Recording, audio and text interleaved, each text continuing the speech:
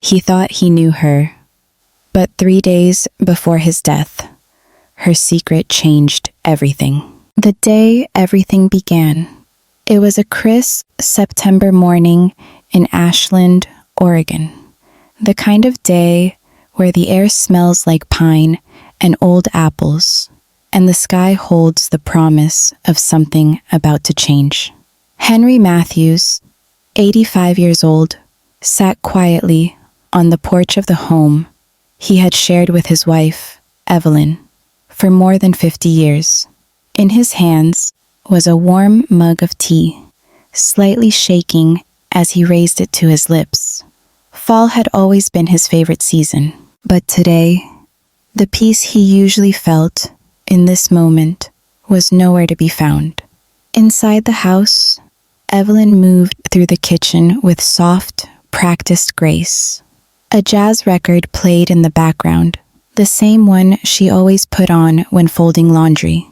To anyone looking in from the outside, it was the picture of a peaceful old couple, aging gently, living out the twilight of their lives in harmony.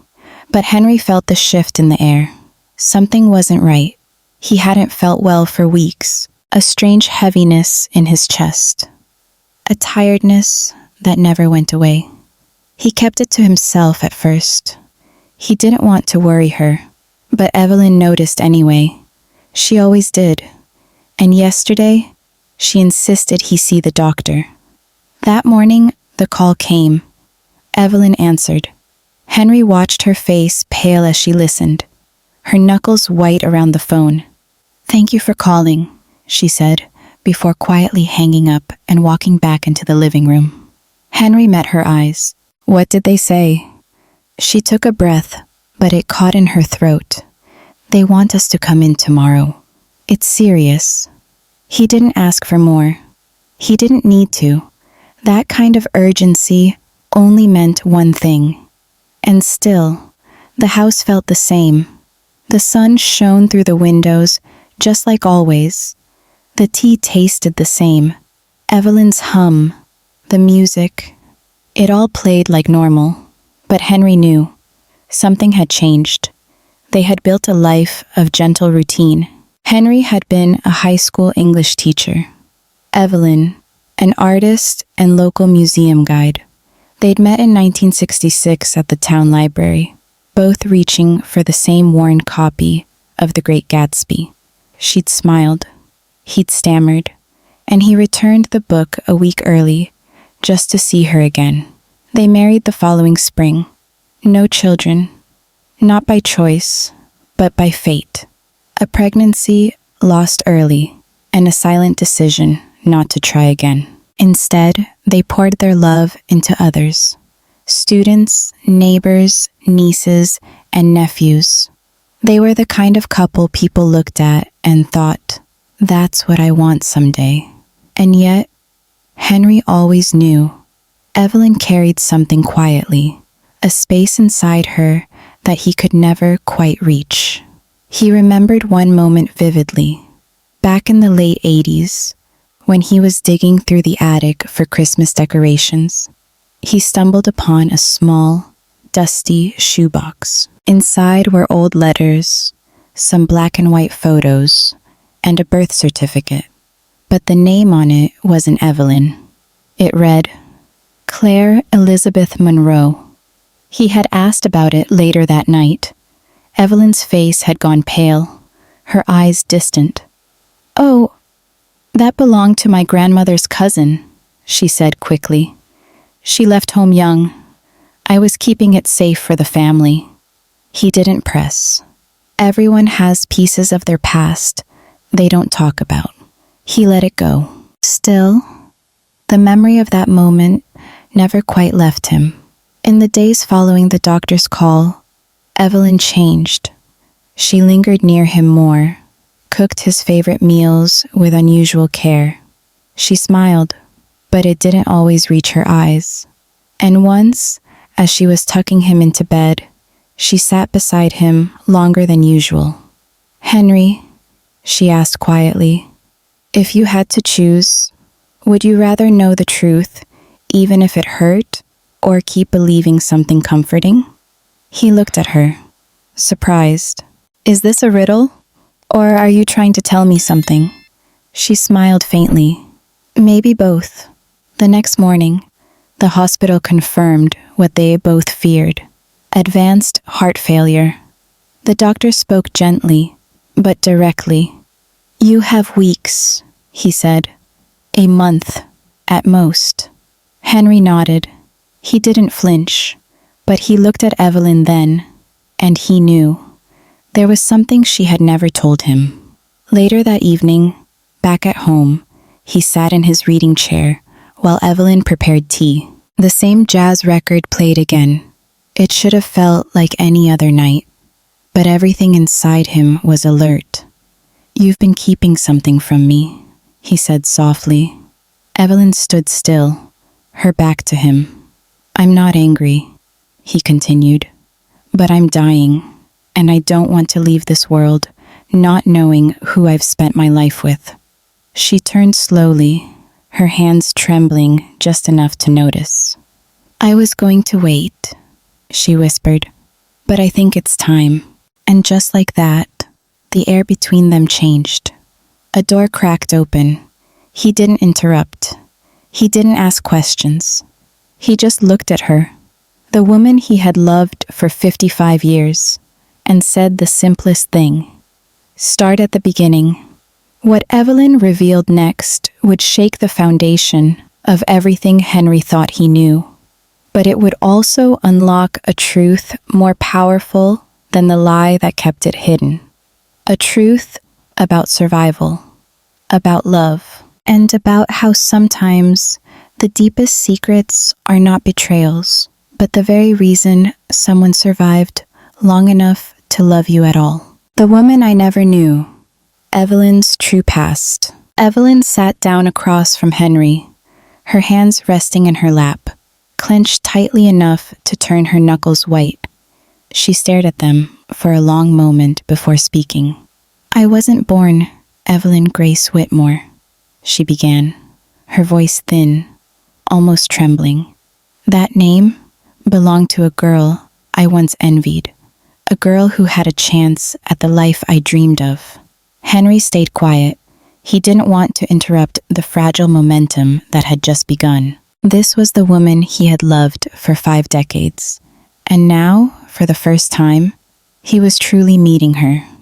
My real name, she said, lifting her gaze to his, was Claire Elizabeth Monroe. I was born in 1940, in a town called St. Elora, not far from the Mississippi River, a quiet place, a place that never really welcomed me. She paused, searching his face for judgment, but saw none. My father was a factory foreman. My mother, tired. She had 5 kids by the time I came along, and no more love left to give. I was invisible. And I learned early on that being invisible could be safer than being noticed. She drew a long breath. When I turned 18, I left home the day after graduation. I had no real plan. Just a suitcase, $27, and a dream of starting over. Henry remembered Evelyn's old sketchbook, pages filled with drawings of trains, highways, and bridges. He thought they were romantic abstractions. Now, he realized, they were escape routes. In 1962, I was living in Baton Rouge under my real name, working at a diner, barely getting by. That's where I met Nathaniel. Her voice caught on the name. He was older, charismatic, a traveling salesman who said all the right things and bought me gifts I'd never imagined. Perfume, a record player, a silk scarf from New York. She smiled bitterly. I thought I'd won the lottery. Henry leaned forward slightly, his heart tightening. He proposed after 2 months. I said yes. No one had ever wanted me like that. And for a while, it was good, until it wasn't. She turned her face toward the window, the orange glow of the street light catching the side of her face. Nathaniel changed. He didn't like when I talked to strangers. didn't want me working anymore. Then the yelling started. And then the bruises. Henry's chest ached, not from his condition, but from the sheer helplessness of not knowing, not being there to stop what had happened to her. I tried to leave him once. He found me in a motel outside Monroe, dragged me out in broad daylight. No one stopped him. She glanced at Henry. It was 1963. No one believed women like me. The police told me to go home and be a good wife. Henry clenched his fists. Even now, hearing this decades later, he felt the rage burn under his skin. Then one night, she continued, he didn't come home. I took what I could. Clothes, a small stash of cash, my sketchbook, and I ran. She reached into her coat pocket and pulled out a folded piece of worn paper. She handed it to Henry with trembling hands. It was a photocopy of a death certificate. Evelyn Grace Whitmore died in a house fire in Alabama, 1963. She was a friend, someone I met briefly in a shelter. She had no family, no ties. Henry looked up in shock. You took her identity? She nodded. It was the only way I could start again. I didn't know what else to do. I was 19, terrified, and alone. I became Evelyn because Claire was no longer safe. And when I arrived here, I started living. Henry leaned back, overwhelmed. His wife, his Evelyn, had once lived a life of fear, so deep she had to bury her own name just to survive. But why never tell me? He asked, voice soft. Why carry this secret for so long? Evelyn's eyes brimmed with tears. Because the moment I met you, I felt seen. And for the first time, I wasn't just surviving. I was living. You made me feel like I mattered, like I could belong. And I was terrified that if you knew who I had been, you'd leave. Or worse, you'd see me differently. Henry didn't speak right away. He needed a moment to sit with it. The woman across from him wasn't some stranger. She was still the same person who made him tea every morning, who painted wild flowers on old postcards, who danced barefoot in the kitchen when their favorite song came on. But now, he could see her more fully. Not just the gentle woman she had become, but the fierce, brave soul who had survived and rebuilt. And the trips, he asked gently, to New Orleans? To visit your sister? Evelyn looked down. There was no sister. I was checking records, making sure Nathaniel was gone. He died in 1994. I only confirmed it in 1997. After that, I kept going just to breathe, where I didn't have to be Evelyn for a few days. I'd go to a quiet park, draw, write letters I never sent. Henry nodded slowly. The puzzle pieces were finally fitting. I wish, he said after a moment, that you had trusted me sooner.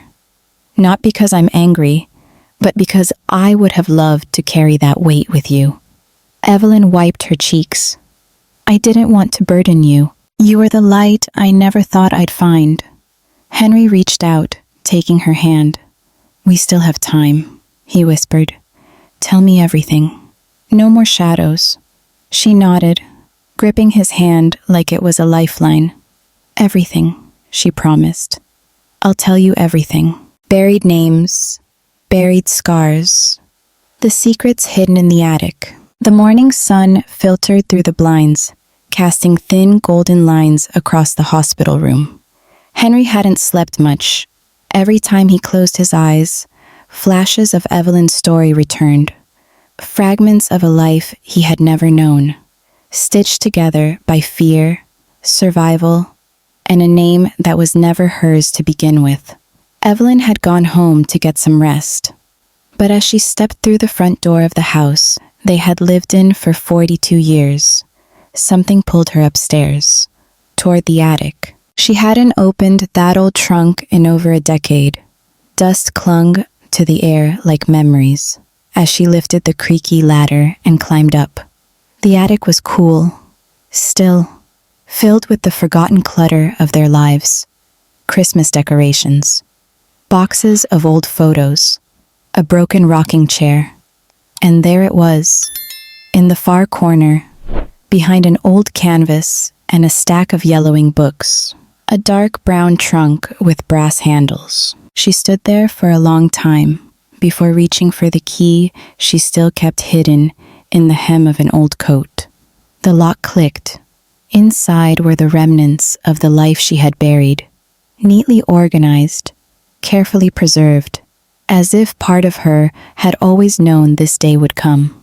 There was a small wooden box of letters, some written to Claire, others to Evelyn, but all in the same looping, elegant hand.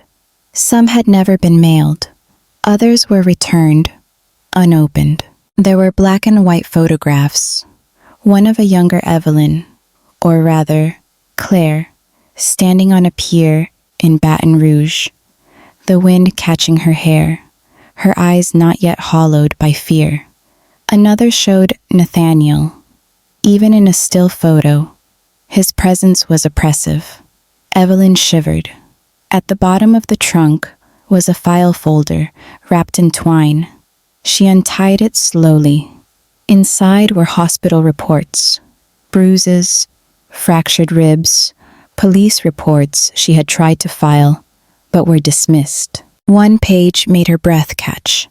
A psychiatric evaluation requested by Nathaniel's father, labeling her emotionally unstable and prone to exaggeration, a legal weapon used to discredit her.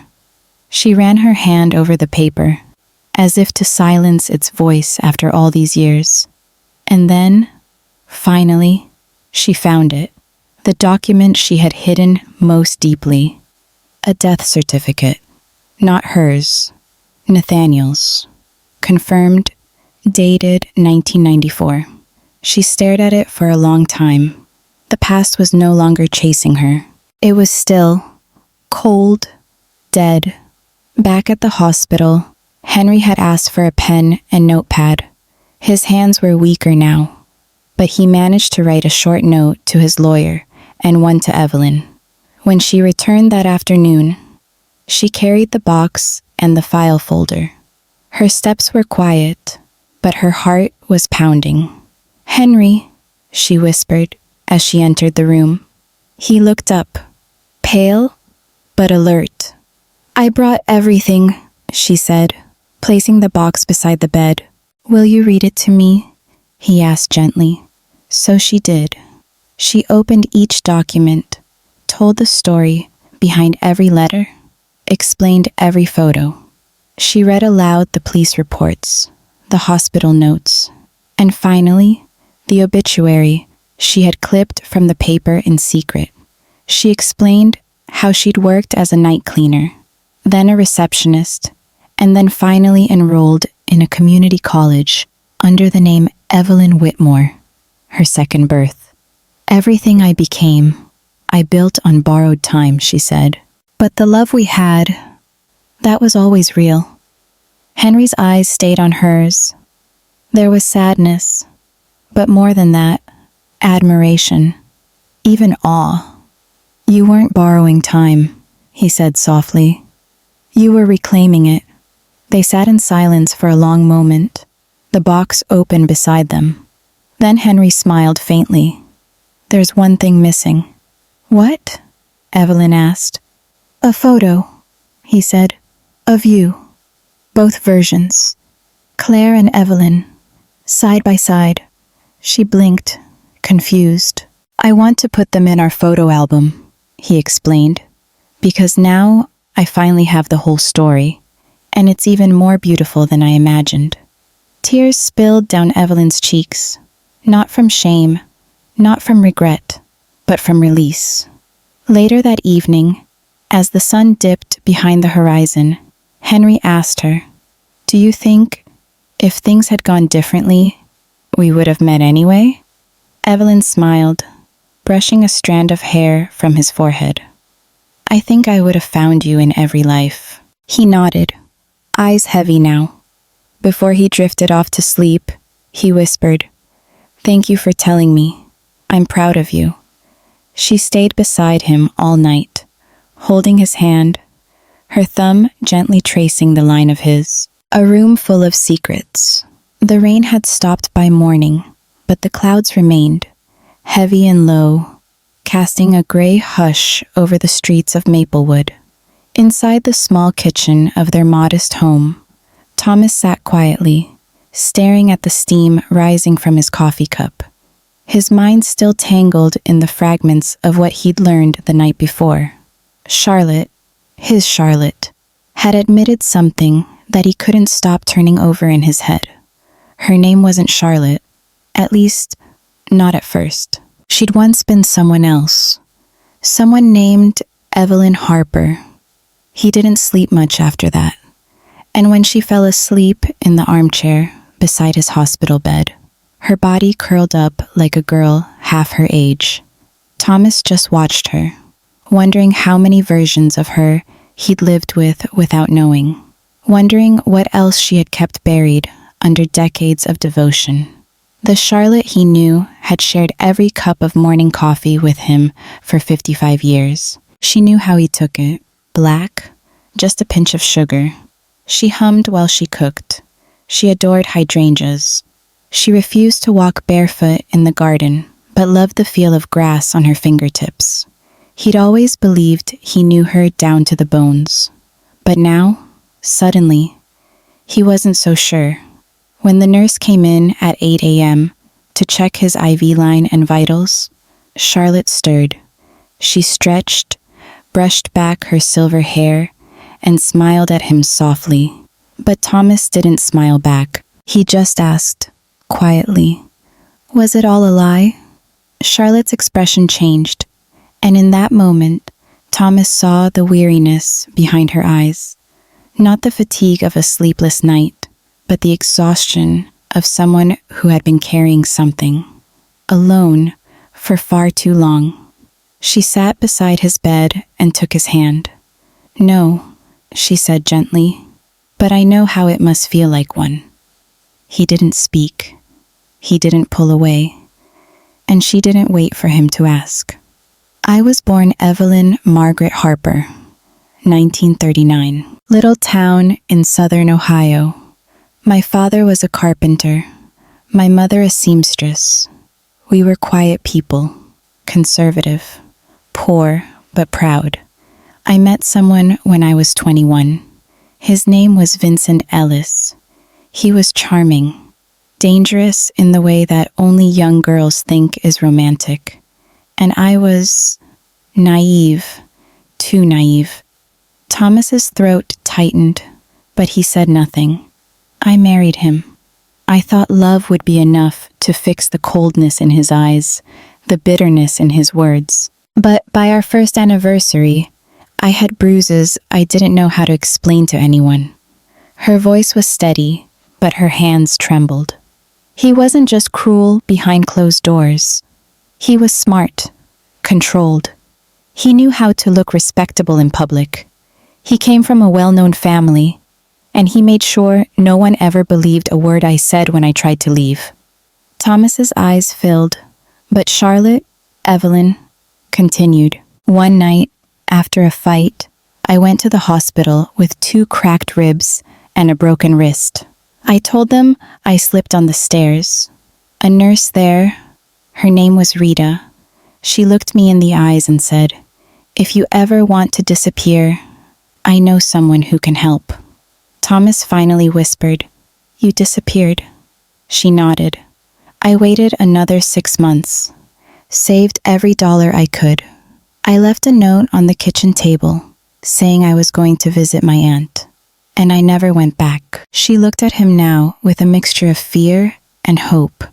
I became Charlotte Whitman, got a new social security number, a new driver's license, started over in Portland. The man who helped me said I needed to choose a name that felt safe, not just legal.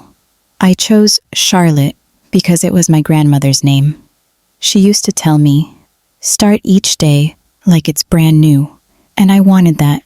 I needed it. Thomas finally looked up, voice hoarse. And then you met me. At a bookstore. Do you remember? He did. Vividly.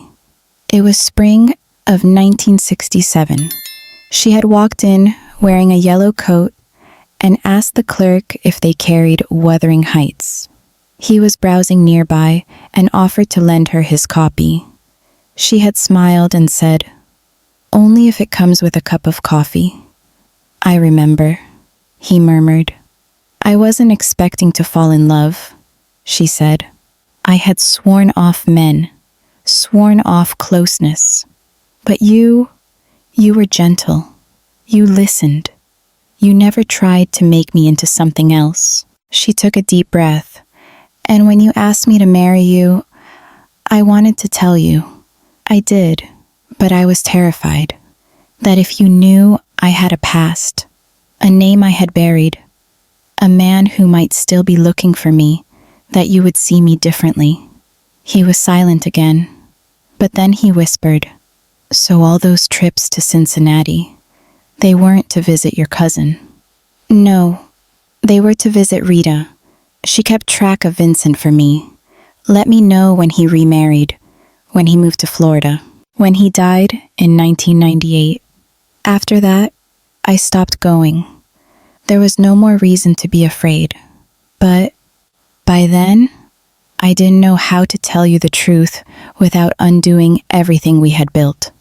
Thomas felt like he was looking at his wife for the first time. "I don't know how to feel," he admitted.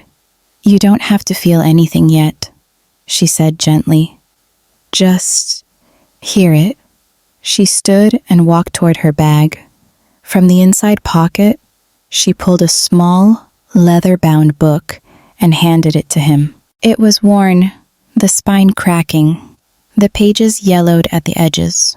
"My journal," she said. "I've written in it every year. Birthdays, anniversaries, quiet nights when you fell asleep on the couch with the radio on. Every entry ends the same way. Today, I loved him more than yesterday." Thomas's hands trembled as he opened it. The first entry was dated May 12th, 1967. "He offered me his book and asked for nothing in return. I can't believe people like him exist. I think I'm falling in love with a man who doesn't even know my real name." He flipped forward. June 9th, 1974. "We couldn't have children. I thought it would break us, but instead, he held me like I was the only thing he needed. I've never felt more cherished." Another entry. April 3rd, 1985. "He built me a swing in the backyard. Said it was because I never had one growing up. We watched the sunset, and he told me I laugh like wind chimes."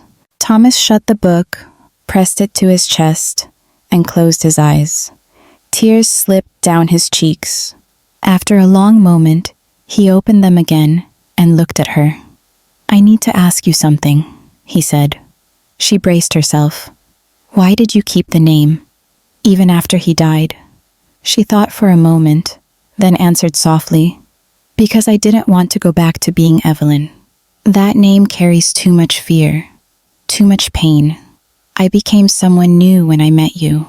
You didn't just give me safety, Thomas. You gave me my identity." He looked at her, the love of his life, and the woman with a story he'd never heard until now. And somehow, despite the ache in his heart, he understood. That night, as he drifted off to sleep with her hand in his, he said just one thing. "Tomorrow, we start over.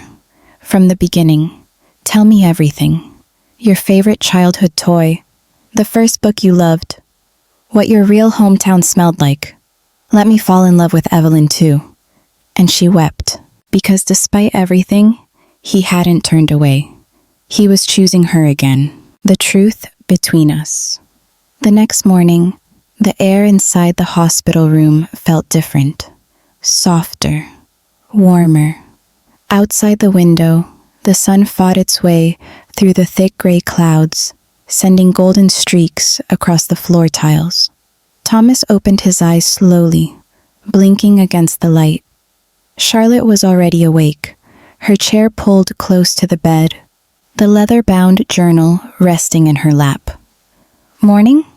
she said gently. Thomas offered a faint smile. "Morning." There was no need for small talk today. Everything between them now was either completely broken or more real than ever. She reached over and placed the journal on his tray table. "You said you wanted to know everything. I wasn't sure where to start, so I made a list." He raised an eyebrow. "A list?" She smiled, just a little. "Of all the stories I never told you." And then, one by one, she began. Her voice was steady, but filled with emotion, as she unwrapped the parts of herself she'd hidden for over 5 decades. The first story was about her childhood.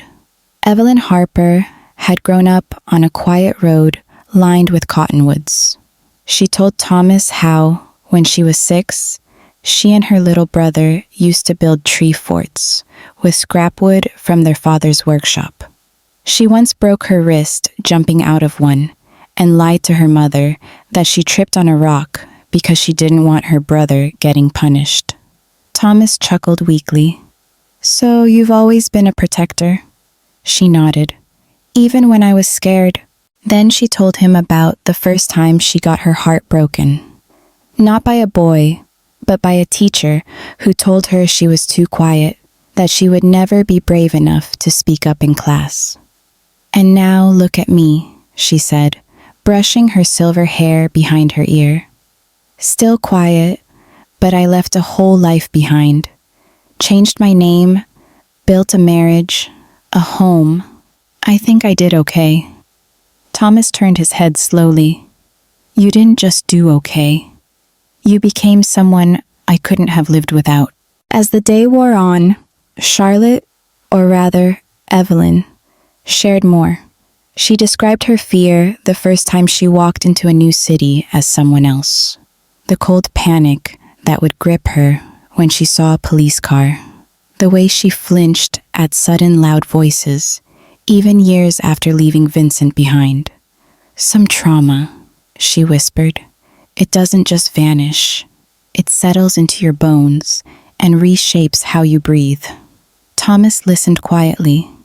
No judgment, just presence. "And then I met you," she said. "And I learned what safety feels like.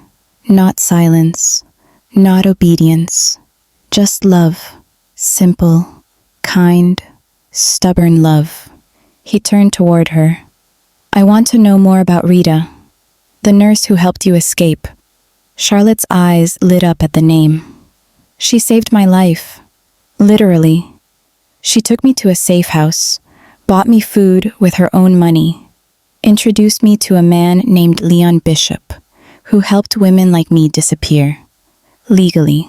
I paid him everything I had saved from years of hiding bills under floorboards. In return, he gave me Charlotte." Thomas asked, "Did she ever know about me? About the life you built?" "She did," Charlotte said, smiling. "I used to write her letters every Christmas. I never put our return address, but I always told her. I found peace. She died in 1992. I cried for days. She was more of a mother to me than anyone else had ever been." There was silence between them for a moment. Thomas looked up at the ceiling, breathing slowly. "I keep thinking about all the things I missed. The moments where you were scared and didn't let me see it. I didn't want you to carry it," she replied softly. "You already carried enough for both of us." He shook his head gently. "I wish you'd trusted me sooner." "I wish I had too," she admitted. "But I wasn't ready. I didn't know how to love without armor." He reached for her hand, his grip weaker now. "You figured it out, even if it took decades." She held on tightly. "And now, for whatever time we have left, I won't hide anything. Not anymore. Later that afternoon, a nurse entered with a small vase of wildflowers from the hospital garden. "From Mr. Reed in room 312, she said. "He said you helped him fix his crossword puzzle yesterday, Mr. Jenkins." Thomas chuckled. He kept trying to make justice fit where truth was supposed to go. Charlotte looked at him. Fitting. Thomas turned to her with a smile. "It's strange. For the first time in days, I feel lighter. Like telling the truth gave me room to breathe again." "Me too," she said. He reached for the journal again and flipped to a blank page. "I want to write something," he murmured. Charlotte handed him a pen, and with slow, shaking hands, Thomas began to write. "April 12th. Today I met my wife for the second time. Her name is Evelyn. She is brave. She is strong. She is still the love of my life." He pushed the journal toward her. "Your turn." She took the pen. Her hand hesitated only for a moment before she wrote, "April 12th. Today I told him everything. I've never been more terrified or more loved." That night, they fell asleep holding hands. Charlotte rested her head beside his on the pillow, their breathing in rhythm. For the first time in years, she slept without waking to check the door lock, without flinching at passing footsteps in the hallway. She was no longer living in fear, because Evelyn Harper didn't just survive. She found love. She created a life. And now, finally, she was seen. Completely. The other side of silence.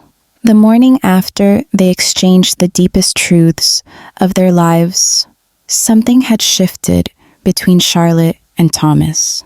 It wasn't just the tenderness in their gestures or the quiet peace in their conversation. It was the absence of weight. For years, their marriage had unknowingly carried an invisible burden. Now that it had been lifted, there was space. Space for clarity, for grief, for one last chapter neither of them expected to write. Charlotte was adjusting Thomas's pillow when he spoke. "There's something I want to tell you." She paused, waiting. Thomas stared at the ceiling, as if watching shadows flicker into meaning. "For 55 years, I thought I was the steady one, the safe one, the man who had nothing to hide." "You were," she said softly. "I wanted to be," he whispered. "But I wasn't entirely." Charlotte slowly sat down beside him. "I didn't kill anyone," he added, forcing a weak laugh. "But I did lie to you. Once, a long time ago, and I've never forgiven myself for it." Thomas turned his gaze to the window, watching clouds drift lazily by. "In 1976, you remember when I went to that accounting seminar in Sacramento?" She nodded. "I remember. You were gone 4 days. I wasn't at the seminar the whole time," he said, his voice low. "The first 2 days, yes. But on the third, I went to see someone." Charlotte didn't speak. She waited. Her name was Marie. We'd met years before, at a conference in Seattle. Nothing happened then. We just talked. She was clever, confident. She challenged me, and when I saw her name on the attendee list for Sacramento, something in me, something stupid, wanted to see her again. Charlotte's breath caught. "I had dinner with her," Thomas continued. "One dinner, and then I kissed her." He looked at Charlotte now. "That was it. One kiss. I left the next morning, sick to my stomach. I never spoke to her again. I came home, and I couldn't even look you in the eye for days." Charlotte remained still, her hands folded. "I told myself it didn't matter, because it hadn't gone further. But the truth is, I betrayed your trust, and I've carried that guilt all these years, afraid that if I told you, you'd see me differently. She closed her eyes, let the words sink in, and then she asked the one question that mattered. Why now? Thomas's eyes filled with tears. Because yesterday, you trusted me with the worst thing that ever happened to you. And it reminded me of the kind of love we built, one that deserves honesty, even this late. Charlotte stood, walked to the window, stared out into the courtyard below. I've imagined 100 worst-case scenarios in our marriage, she said quietly. That you were sick of me, that I'd become boring, that you regretted marrying someone with my past. She turned slowly to face him. But I never imagined you kissing someone else. I'm sorry, Thomas said. I know I can't fix it. I just couldn't carry the weight anymore. Charlotte walked back and sat beside him. She reached for his hand, her fingers trembling slightly. I'm not angry, she said, surprising even herself. He blinked. You're not? No, she said, her voice calm but not empty. I'm hurt. Yes, a little sad, but also I see you. The man who confessed after nearly 50 years, not to relieve his guilt, but to honor the truth between us. Thomas closed his eyes. A single tear escaped. You once said I never trusted you enough, she whispered. But the truth is, maybe I didn't give you enough room to make mistakes. Maybe I held you to the impossible standard of perfect, and maybe that wasn't fair. They sat in silence for a while. Then Charlotte stood and began packing a small bag. Where are you going? Thomas asked, alarmed. She turned and smiled faintly. Downstairs, to the gift shop. You need new pajamas. The ones you have are terrible. He laughed. Even now, you're mothering me. Old habits die hard. And then, as she reached the door, she turned to him. I forgive you, Tom, but more importantly, I still choose you. When she returned, she found Thomas asleep, the journal resting on his chest. A new page had been written. April 13th, I told her the one thing I never thought I'd say. She didn't run. She didn't punish me. She stayed. This is love. Maybe not the kind we imagined in our youth, but deeper, realer, stronger. Charlotte placed the bag on the chair and sat beside him. She reached for the journal and added her own words. April 13th, his truth didn't destroy us. It reminded me that we are more than the good parts. We are everything. And I'm still proud to be his wife. That evening, Bill came to visit. Thomas was awake and sitting up. Charlotte served tea from the thermos she'd brought from home. Bill looked between them and grinned. You two look like a couple who's just gotten back from a honeymoon. Thomas chuckled. Something like that. After a few minutes of idle chatter, Bill pulled out an envelope and handed it to Charlotte. What's this? She asked. It's from Harold, Bill said, referring to Thomas's lawyer. He told me to give it to you in person. Charlotte opened the envelope carefully. Inside was a notarized document, signed by Thomas 2 days earlier. It was a declaration, one that legally confirmed Charlotte as the sole beneficiary of everything Thomas owned.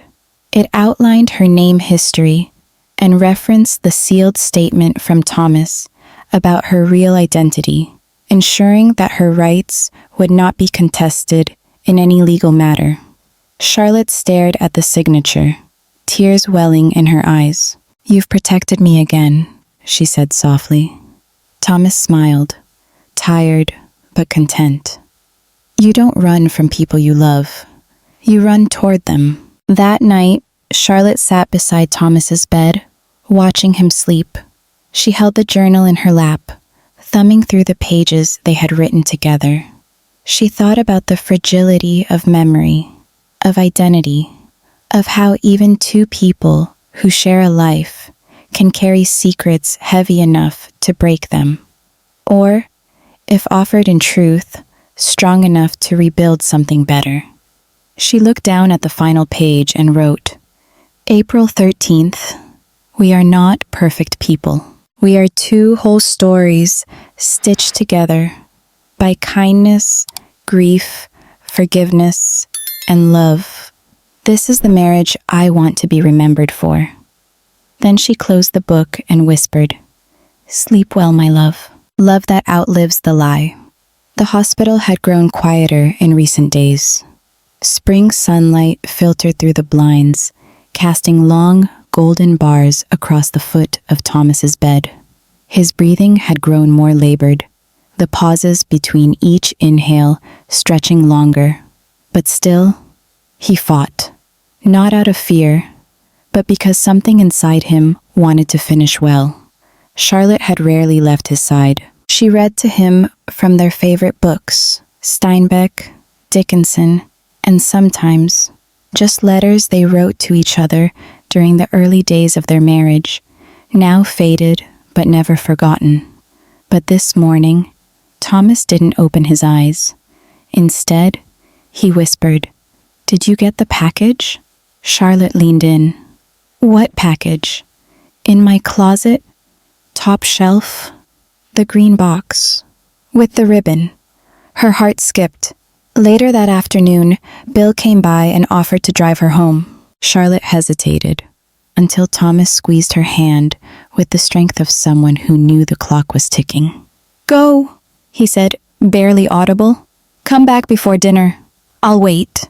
The house felt strangely still, as though it too sensed change. Charlotte climbed the stairs slowly, her fingers brushing the wall as if retracing the years they'd spent building this life. In the closet, just where Thomas had said, sat a weathered green box. She pulled it down, untied the ribbon, and lifted the lid. Inside were dozens of folded notes, small, handwritten scraps of paper, carefully dated.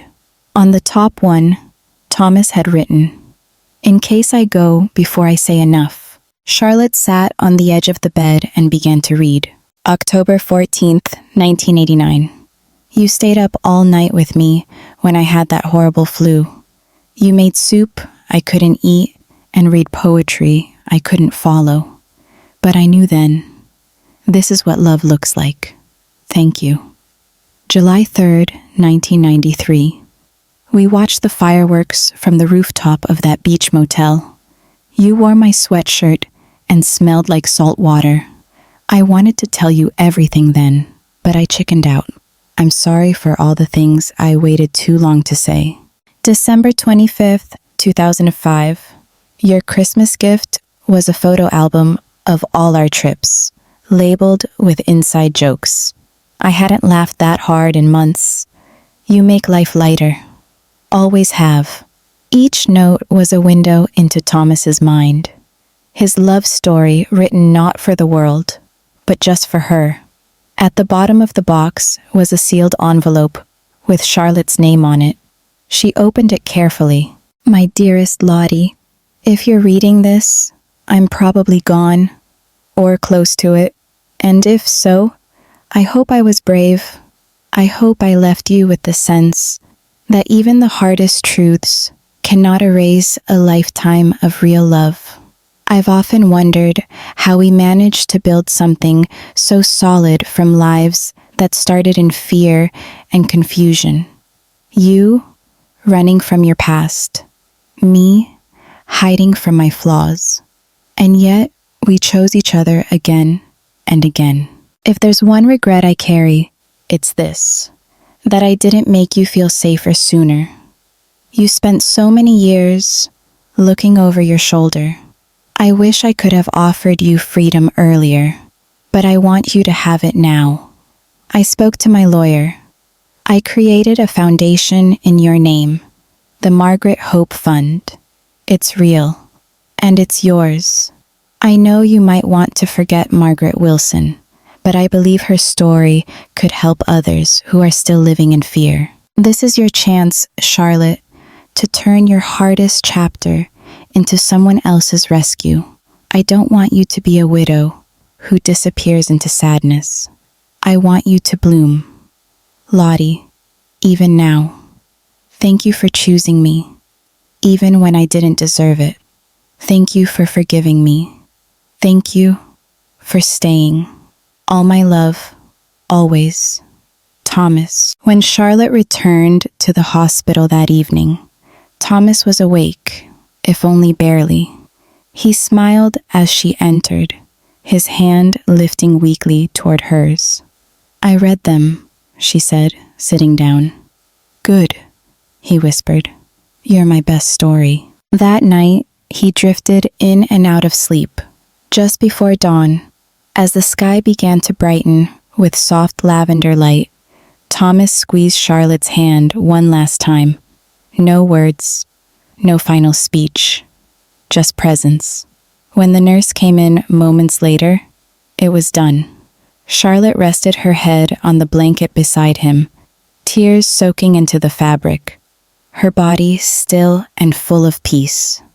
I'll see you again, she whispered.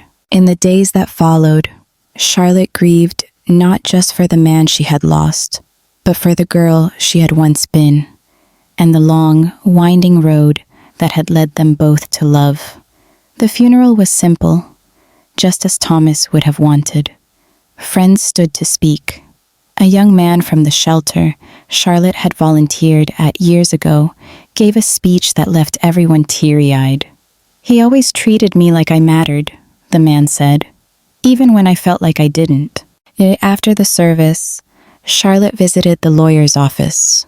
The Margaret Hope Fund was real, already funded and ready to go. It would provide emergency housing, legal support, and identity assistance to women escaping abusive situations. Just as Charlotte once had, she added one condition, that each woman who received help would also receive a journal. The cover would read, "Your story isn't over." Weeks later, Charlotte returned home. Spring had begun to bloom in earnest. She stepped into the backyard and stood in front of the garden where Thomas had once planted daffodils, awkwardly but joyfully, just to make her smile. She picked up a trowel and began digging. That day, she planted roses, red ones, the kind Thomas had loved. That night, as she sat by the window writing in her own journal, she penned the final line of her chapter with Thomas. He never asked me to be anyone but myself, even when he learned who that really was. I was loved fully, fiercely, finally, and now I will love others the same. The last gift, and the first day of her new life. The air felt different that morning.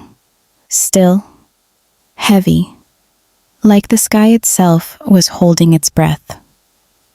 Charlotte sat by the window of her bedroom, the early light casting long shadows across the wooden floor. In her lap, the notebook she and Thomas used to share. On the nightstand, a folded handkerchief, still faintly smelling of his cologne. His absence was everywhere, and yet, so was he. A quiet knock interrupted her thoughts. Bill, Thomas's best friend, stood at the door holding 2 mugs of tea. Without a word, he handed her one and took the chair beside her. He used to sit right there, Charlotte said, her voice soft, distant. Every morning, before the sun came up. Bill nodded. He said mornings were his favorite part of the day, because he got to wake up next to you. Her throat tightened. For a moment, they sat in silence, letting the memory speak louder than words. In the days following Thomas's funeral, Charlotte found herself drifting through the house like a ghost. Every object felt sacred. His slippers by the bed, the crossword puzzle book still open on the coffee table, a half-used bar of soap in the bathroom. Grief had a strange rhythm. One moment, she was numb. The next, drowning in waves that came without warning. But beneath all that sorrow was something new. Space. For the first time in decades, Charlotte didn't have to hide. She didn't need to flinch at a knock on the door or worry that someone from her past would appear. Thomas had made sure of that. He had left behind not only memories, but a shield of truth, a final act of love that set her free. 1 week later, Charlotte received a letter. Not a bill, not a sympathy card, but a formal document from Thomas's lawyer. Inside, the notarized declaration Thomas had prepared. It detailed the truth about Margaret Wilson, her past, her identity change, her reasons for disappearing. There was also a handwritten note in Thomas's familiar cursive. My dearest Charlotte, you gave me 55 years of loyalty, laughter, and unconditional love. The least I could do was give you the freedom to be all of who you are, without fear. If you ever need to prove your story, this letter will stand by you, even when I no longer can. And no matter what name you choose, you will always be my one and only home. Her hands trembled as she pressed the paper to her chest. That spring, Charlotte stood beneath the blooming dogwood tree in the backyard, the same one Thomas planted the year they bought the house. With quiet resolve, she began clearing out the flower beds. She pulled weeds with care, turned the soil, and planted seeds from a packet labeled Hope Mix. Neighbors stopped by to help. A couple from down the street brought her lemonade. One of Thomas's former clients delivered a rose bush with a small card. For the strongest woman I never really knew, but wish I had. And slowly, something began to grow. Not just in the soil, but inside her. In May, Charlotte held a private ceremony at the community center. 12 people gathered in a modest room with folding chairs and a table of photos from her life with Thomas. But she also placed a single black and white photo on the table, her college graduation. The girl with a different name, a hopeful smile, and the shadow of pain in her eyes. I was once someone else, Charlotte said as she addressed the group, her voice calm and sure. That part of me never stopped existing, but she was too scared to live in the light. She paused, looking at the faces around her. Thomas didn't just give me love. He gave me permission to stop hiding. And now, I want to give that to others. That day, she announced the creation of the Margaret Hope Fund, a foundation supporting women escaping domestic abuse, helping them start new lives, legally and safely. She donated her house to the fund, requesting it be converted into a transitional home for women with children. If these walls held love for 55 years, she said, they can hold hope for the next 55. On the 1-year anniversary of Thomas's passing, Charlotte returned to Forest Park. The bench beneath their favorite tree was still there, newly polished, a bouquet of daisies and lavender placed gently on the seat. She sat in the cool morning air, wrapped in a shawl Thomas had given her on their 40th anniversary. Birds chirped overhead, a breeze rustled the leaves, and Charlotte smiled. Not a forced smile, not one born of politeness or habit, but a real, deep, unguarded smile. Because for the first time in decades, she felt whole. As the sun broke through the canopy of trees, Charlotte took out her notebook. The last page still had one unfinished letter. She opened to it and read aloud, Dear Thomas, I was terrified you'd see me differently after learning the truth. But you saw me more clearly than anyone ever did. You didn't just love Martha. You loved Margaret too.